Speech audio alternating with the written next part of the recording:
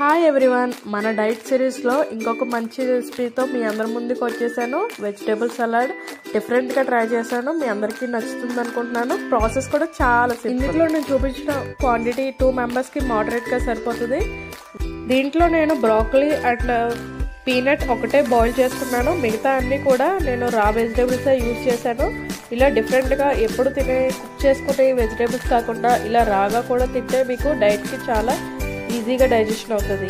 ఒక బౌల్ తీసుకుని 1/2 కప్ కీరా, 1/2 cup carrot, 1 cup broccoli, 1 cup sweet corn, 1 cup peanut, అలానే కొద్దిగా కొత్తిమీర, కొద్దిగా ఆనియన్స్, సాల్ట్, చాట్ మసాలా వేసి బాగా మిక్స్ చేసుకోండి.